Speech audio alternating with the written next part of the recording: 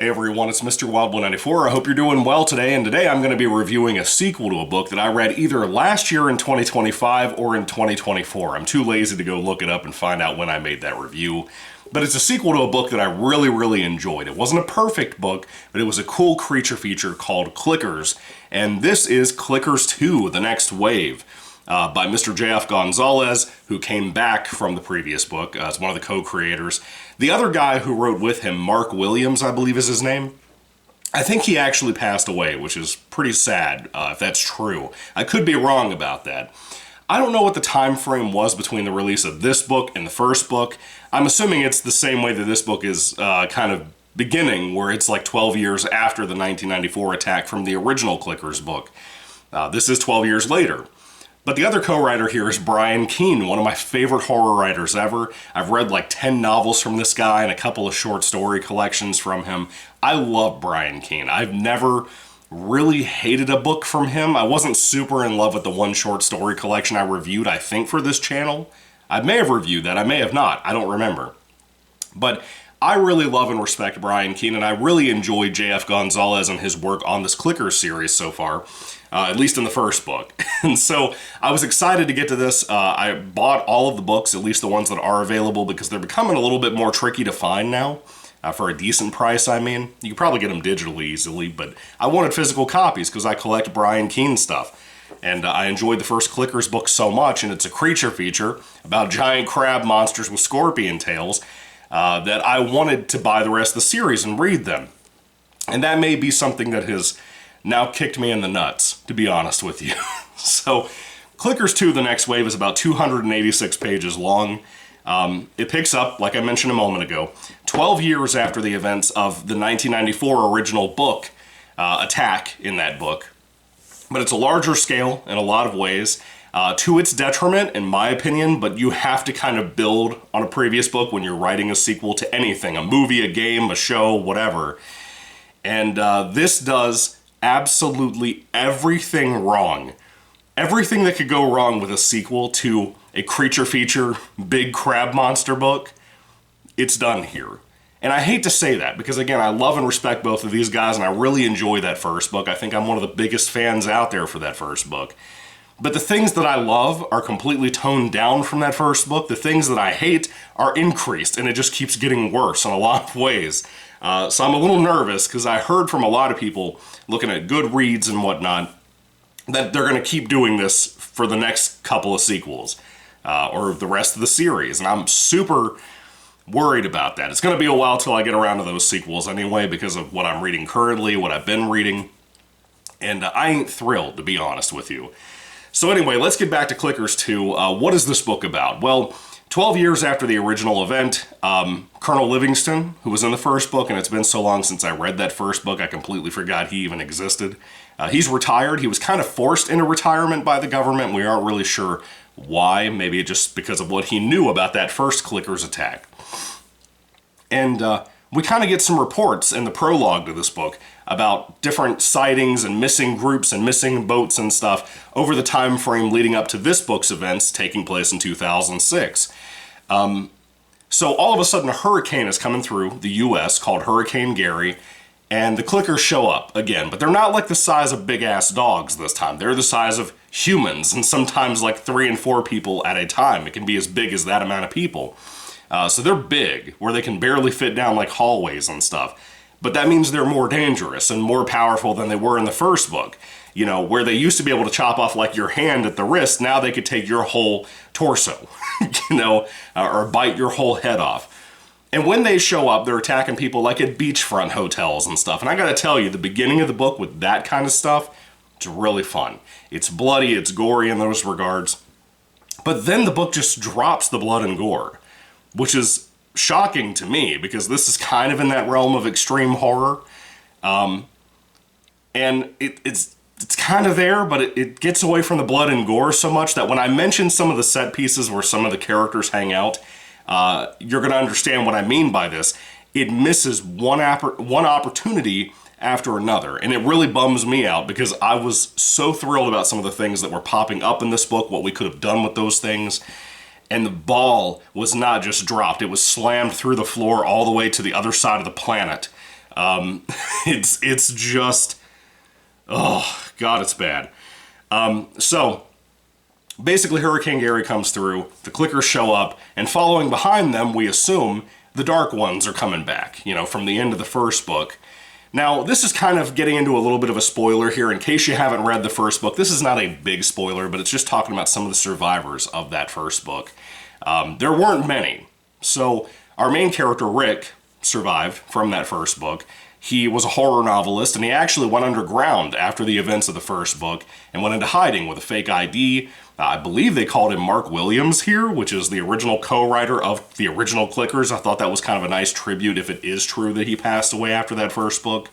But he goes undercover, and he and Livingston still kind of keep in contact. They have to be careful about that, though, because of trackers and government, FBI, Men in Black types of shit that they worry about.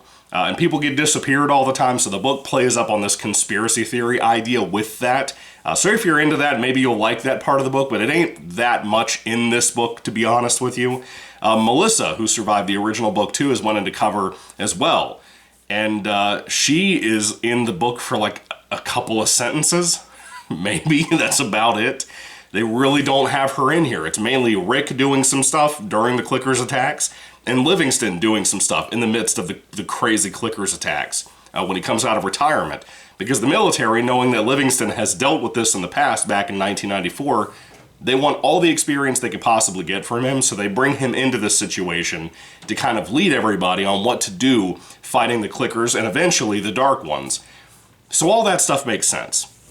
The book leans more into the military aspect because the Clickers are humongous this time around. So they have to figure out a lot of ways to take these things out. And I don't think that was utilized very well, to be honest. You have some smaller scale moments that are trying to be tense, but I'm talking like maybe one or two scenes in the entire almost 300 pages this book lasts. For example, there is a side couple of characters named Jennifer and Richard. Richard is the boss, Jennifer is an employee. This is one of the missed opportunities I mentioned a moment ago. They work at an aquarium. Now think about giant crab monsters that have scorpion tails attacking animals and sharks and shit at the aquariums. At like a Ripley's aquarium. How cool would that be? How neat and fun could that possibly be? Do you think they did anything with that? Hell no. Hell no. They didn't do anything with it, man. They do like one scene in there of Jennifer and Richard being trapped. Because of the hurricane and the rain and stuff, they're kind of trapped in the aquarium. And like, there's a scene involving like a ventilation system, kind of like the Breakfast Club when Bender falls through the ceiling. They kind of do something like that. And that was okay, but the tension really wasn't there as much as it needed to be. But when it comes to tense moments like that, there's really not much in here at all. Maybe like, again, like two scenes in the entire book of people being trapped, people you may care about. And that's another problem here too, whether it be the new coming characters like Jennifer and Richard, or whether it be the older characters like Livingston, like Rick. I just don't like any of them that much. Rick I remember enjoying more in the first book, and Melissa even to an extent, but they're not that great here. By the end, Livingston has some better development as a character that I'm not in love with, but it's fine, it's something. But the rest of the book doesn't have that for anybody else, really. To me, nothing impactful anyway. And a lot of it comes down to people worrying about what happened to their families during this event, because millions die in this book, to be honest with you, but we barely get to see it outside of the beginning of the book. And like, you'll cut to random moments of like people hiding in certain places and stuff. Maybe a clicker gets to them, maybe they don't. Sometimes you're supposed to know, sometimes you're not supposed to know. It just feels obnoxiously paced. It's such a choppy ass book. I don't know what went wrong here. It feels like a third or fourth draft of this story. In a lot of ways, because of the pacing issues and the choppiness of the editing, it feels almost like, with the terrible writing style here, I don't know what happened, but it doesn't feel anywhere as personal as that first book does. It feels like it's just summarizing a lot of things, which is why I say it feels like an early draft of the book. It feels like it's never fleshed out the way it should be, and I'm usually the guy that's always bitching about too much detailing and description in books. A lot of the time I just want books to get to the point. But a story needs to take as long as it needs to take. And this does not. This probably needs another 100 pages, to be honest with you. That's just my personal opinion. Maybe you disagree, maybe you don't, but I don't like the overall story they told here anyway, so I'm not really crazy with what I got to begin with. Maybe the expanding on it would make it worse. I don't know.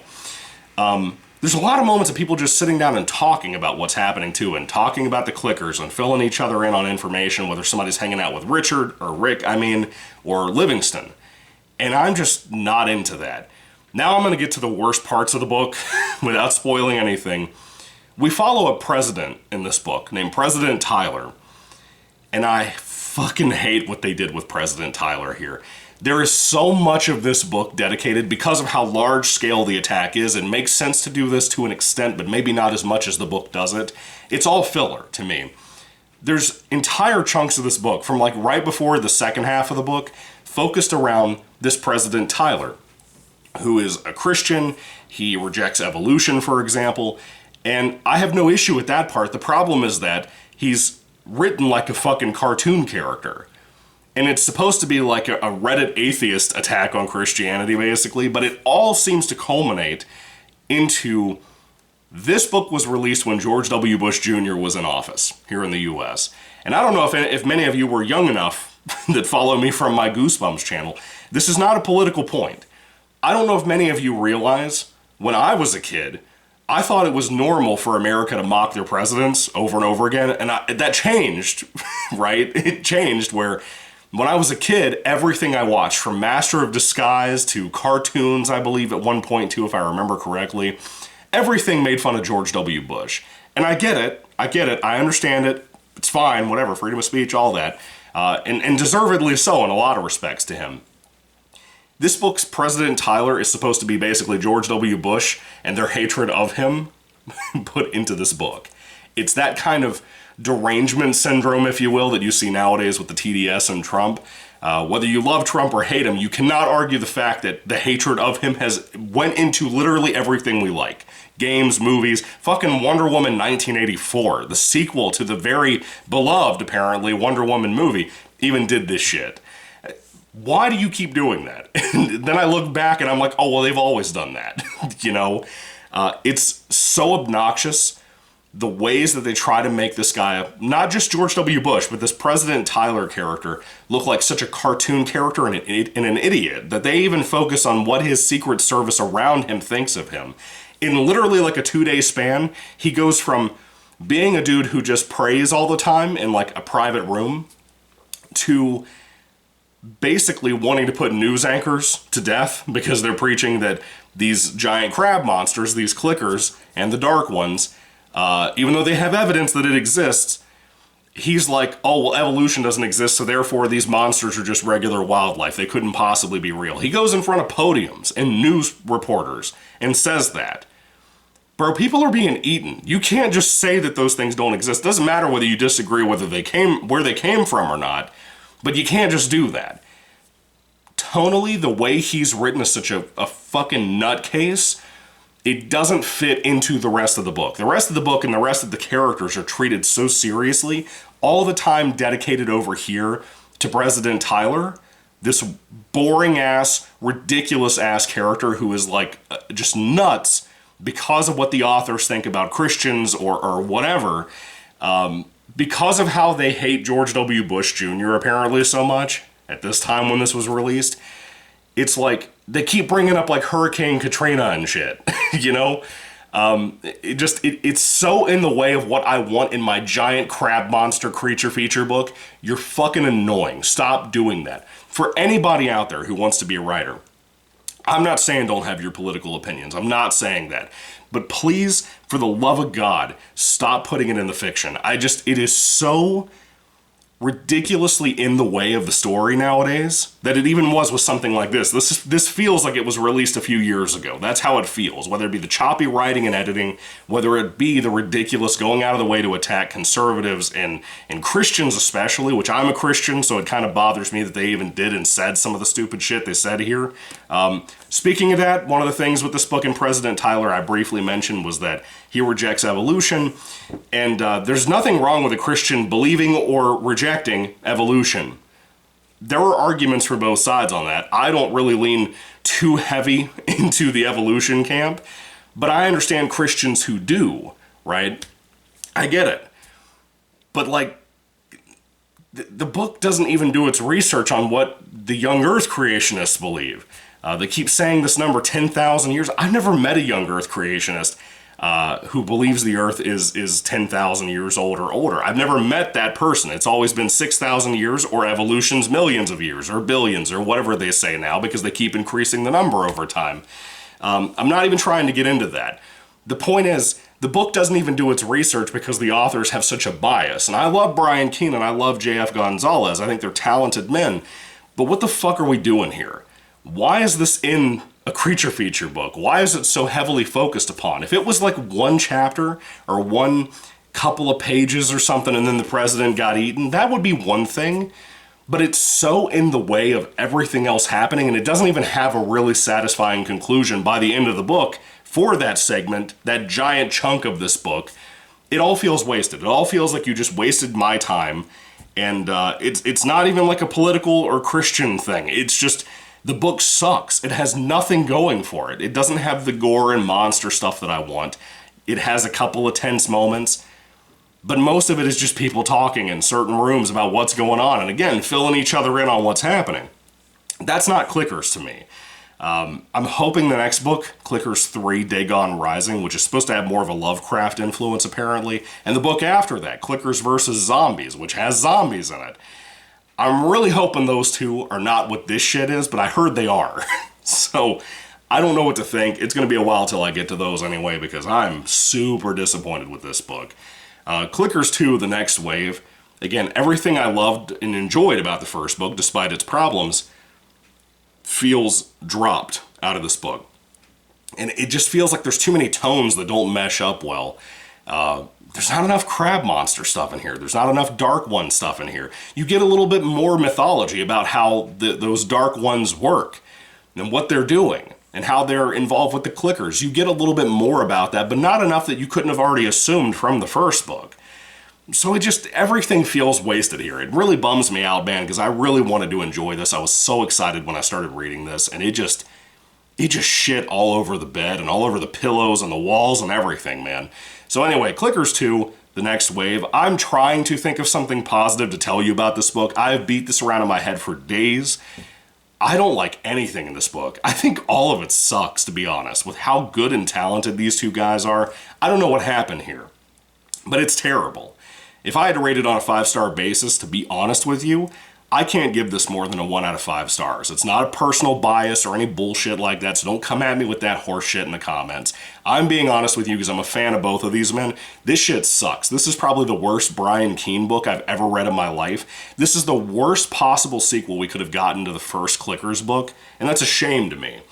And personally, I think even if you lean into the same things these guys believe and do here, I think you're going to hate this book if you read it. I really do. I think it sucks ass. I don't think you would give it more than like a 2 out of 5 because it's so poorly written, poorly edited. Just everything sucks about this book so bad, and I hate to be that guy, but I was so excited for this, and I'm pissed off because I wasted my fucking time, and they wasted my time. Anyway, what do you think about the Clicker series if you have read it? What do you think about the first book versus this book? What was your favorite part of this book, I guess? What was your favorite missed opportunity it had? I'd really like to know that down below, too. So anyway, thank you all for watching, guys. God bless you all. Catch you later, and goodbye.